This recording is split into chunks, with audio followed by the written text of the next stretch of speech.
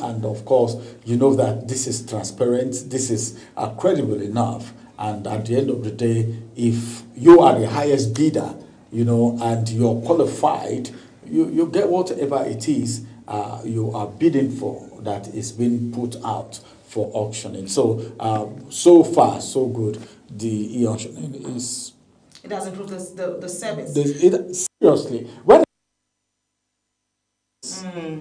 all right, it's effortless, you know, there is no bureaucracy, as the case may be. So it's just you do your thing. It's seamless. What takes like how many hours before, you know, you just do your thing seamlessly. So it has improved the belief of Nigeria, the trust of Nigerians, the credibility of the system itself, you know. So it's a good one. So I think there are no concerns about the process. Let's talk about the issue around artificial intelligence now that we have in the country, across the globe. With this process, don't you think it's going to take a kind of predominance over some cases? Because of course, when you say it's self-care service where you can access it. Are there no concerns? Yeah, artificial intelligence, a lot of people don't know, it has come to make things easier, all right, if you know how to use it. Even artificial intelligence itself, it's not as if artificial intelligence is coming, you know, to displace the process itself. It makes the process more easier. It's an enhancement if you know how to use it. All right, if you know how to use it, it is an enhancement. So it's going to be a plus. And in fact, as the world evolves, things evolve, there is need to even bring in more artificial intelligence into every system. Okay, so one will want to wonder what impacts the leadership disputes within professional associations, just like the Nigerian Auctioneering Association, have on public trust or institutional credibility with this kind of process being put in place? Yes, especially when it comes to auctioning. And it depends on where the auctioning is coming from. Is it from the Customs Service? Is it from the EFCC? Is it from the court? Where is it coming from? Is it from the government? Because we had seizure, forfeiture, and all of that. You know, if the body, professional body, that is being licensed, trusted, all right, and tested, begin to have internal issues, then you'll be asking questions. Is there something we don't know that is going on? Because for somebody's tenure to expire and the person doesn't want to leave, then something is wrong somewhere. Despite, in this case now, from this report, despite the court's injunction, the judgment that came from the court, they were still insisting, parading themselves. So something is wrong. And Nigerians will start thinking twice, oh, there is something we don't know. And it will reduce the credibility of the system. Okay, so I like the fact that we're looking at credibility, accountability, transparency. If I let you go, do you think the government agencies that we have should adopt this process? Just like you said, it's effortless. E stands for effortless. Maybe that's what you'll be finding it for. And do you think every government agency needs to adopt this electronic auctioning platforms to ensure greater accountability, greater transparency, and also give fairness to the public for trust to be gained, you know, from the public when it comes to issues around auction? For me, I would say long ago. It's long overdue. That's the process that should have been. It's long overdue. By now, people should be getting used to it. You know, whatever it is that you're not used to, by the time it comes to play, you take a little time to get used to it. Take, for instance, clock in, clock out that happens in some offices. Some people will even bypass it, you know, without remembering until after a while they get used to it. And the workings of this system is something that needs familiarization. So it's long overdue, and any system, any organization that is not using it, that is not imbibing electronic services right now, they are behind and they are analog. All right, so while Ramsey thinks you're analog, I want to say thank you so much for your time with us on the Reporter. We look forward to seeing how this plays out in the long run. Thank you, Ramsey. Thank you for having me. Well, interesting there. Let's turn our focus and look at the political matters as an All Progressives Congress APC presidential aspirant for the 2027 elections. Ahmed Itodo Ahmed has called on the party to replace President Bola Tinubu as its presidential candidate for the 2027 general elections. Ahmed says his call is based on what he described as the need for a new direction in governance, the economy, and national security. Political correspondent Ubon Usoro has more. The power is in Southwest for the second time since 1999, May 29th. Northwest has also occupied it 2 times. Obasanjo Tinubu, Yaradua Buhari, of blessed memory respectively. North Central, Middle Belt, where I come from, have never since 1914 to date produced a civilian president. God's anger is already on the federal government. They know themselves. He should just step down for me, and things will be well, because the time has come for God to use his own, his servant, to rule Nigeria. What I'm trying to say here is, don't say I didn't say it. God's anger is already on the federal government. And by the time he starts, everybody, every Dick and Harry in Nigeria will know that God's hand is in it.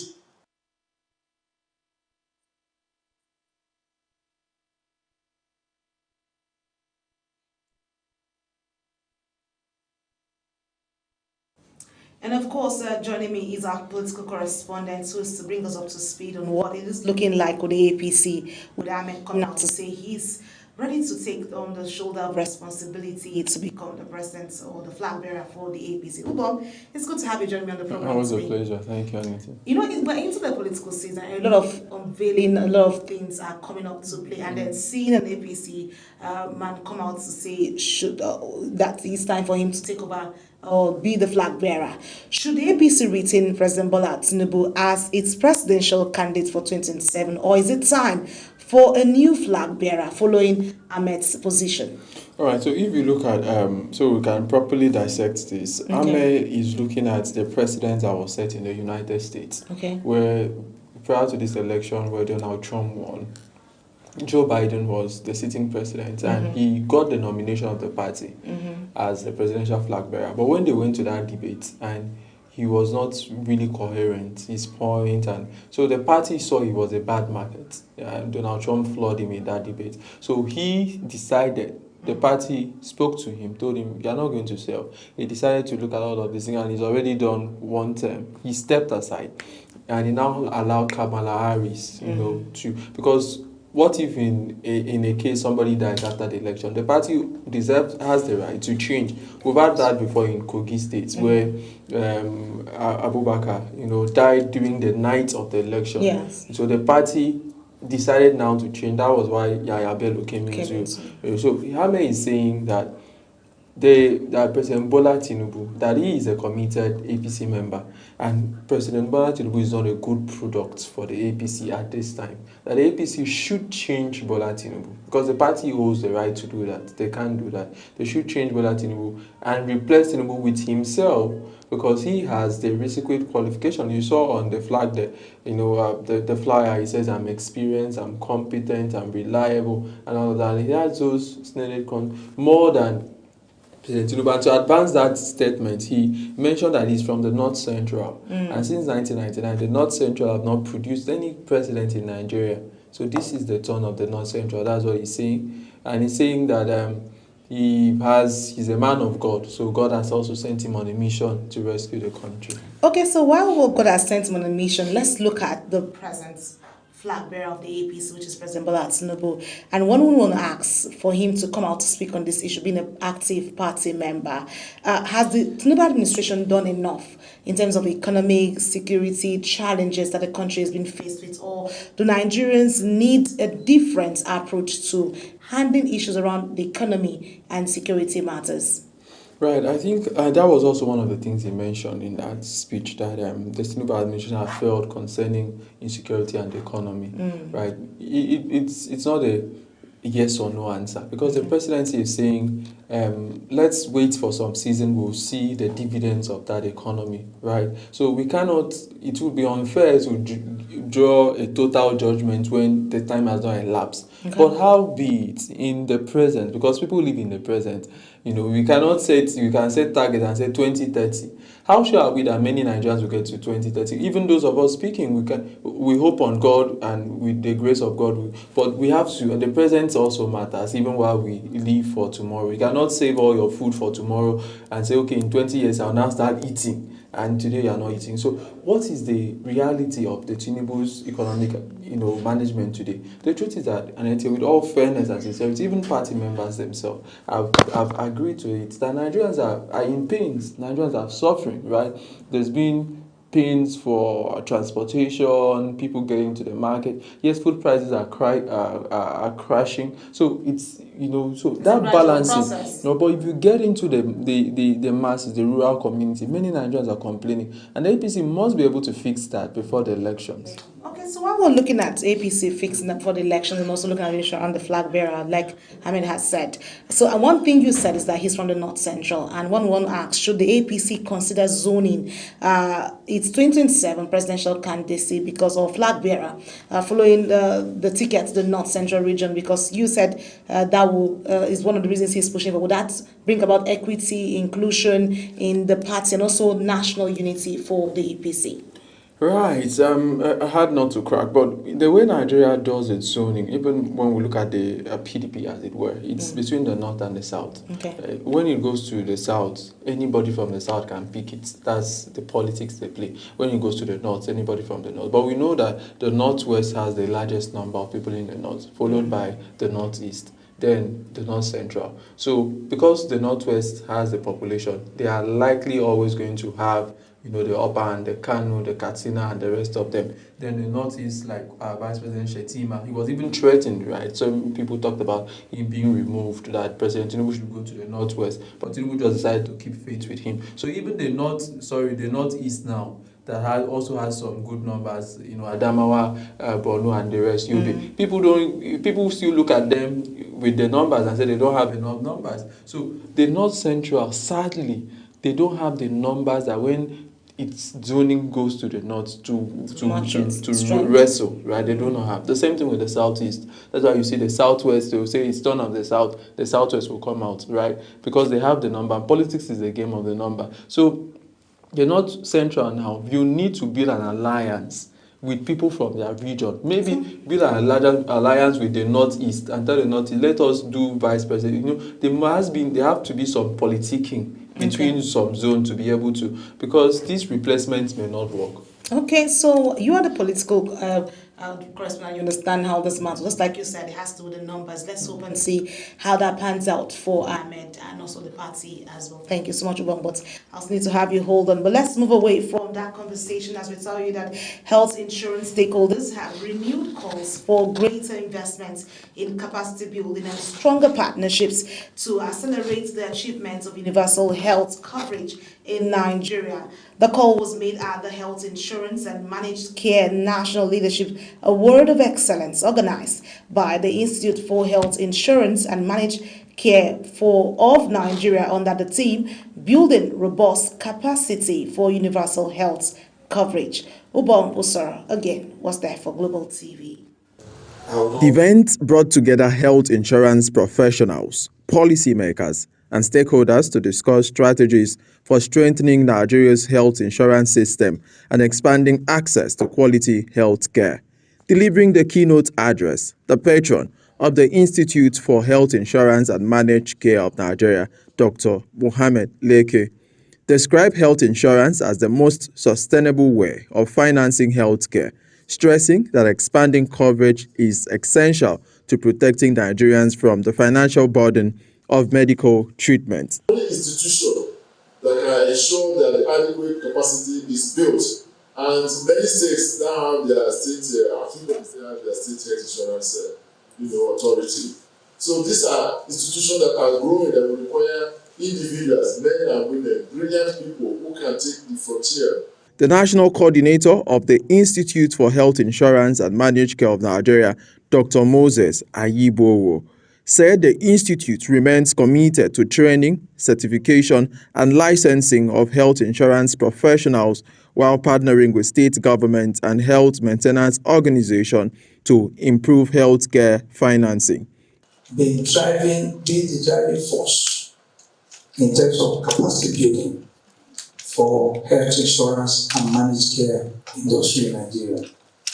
And this drive has awakened even the National Health Insurance Authority The chairman, Board of Fellows of the Institute of Health Insurance and Managed Care of Nigeria, Dr. Hope Oweja, emphasized the need for continuous investment in human capacity, strong institutions, and professional standards to achieve universal health coverage. The Institute for Health Insurance and Managed Care of Nigeria is key to getting it right in the country. And for many years back, this institute has stood for that.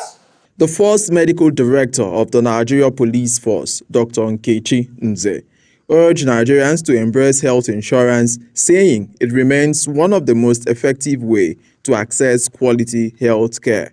The importance of this award, you know that a policeman, you cannot carry out your functions effectively without being healthy. So you know that health is wealth. And for a policeman to be able to carry out his duties effectively, he has to be very healthy. And how do we make sure that's what our directorate is there for?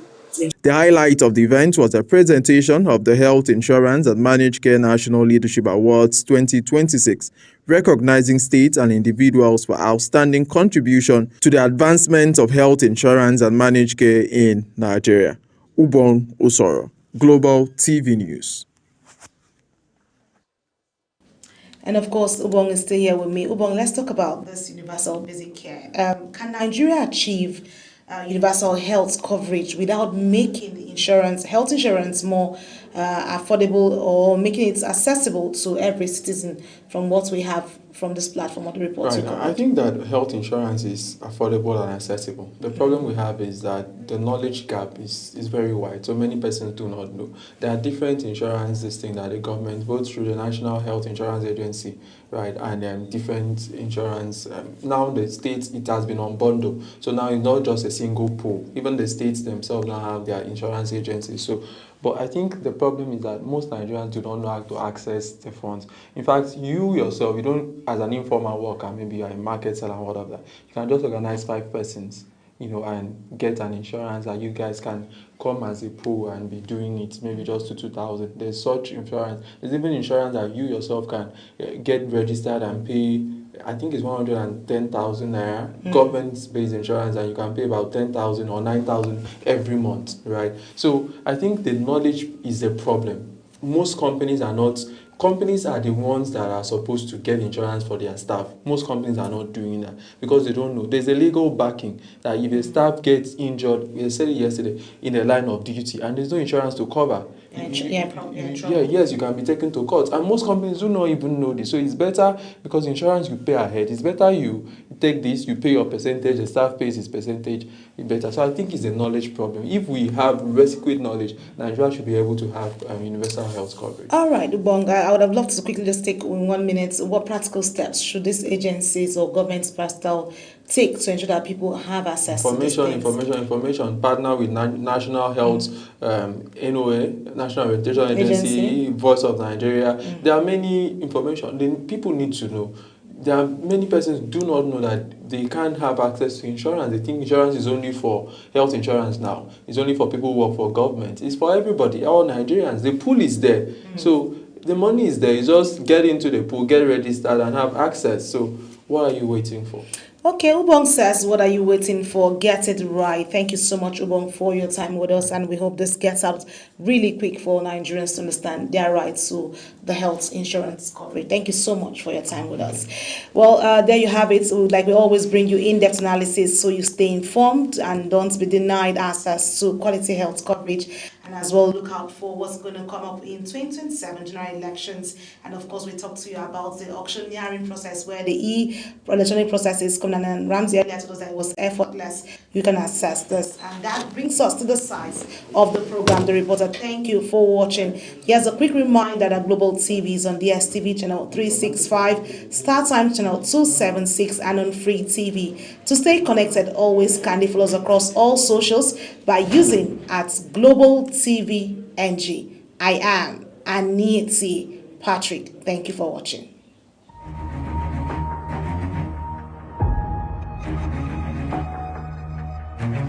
Be mindful of how we use social media. It's not just about the platforms themselves. To the preservation of the national unity and democracy. democratic stability. Water is life, water is an essential service, and then we must have to carry out the residents. Local communities are not only vital to the growth of society, but they also form the bedrock of humanitarian development.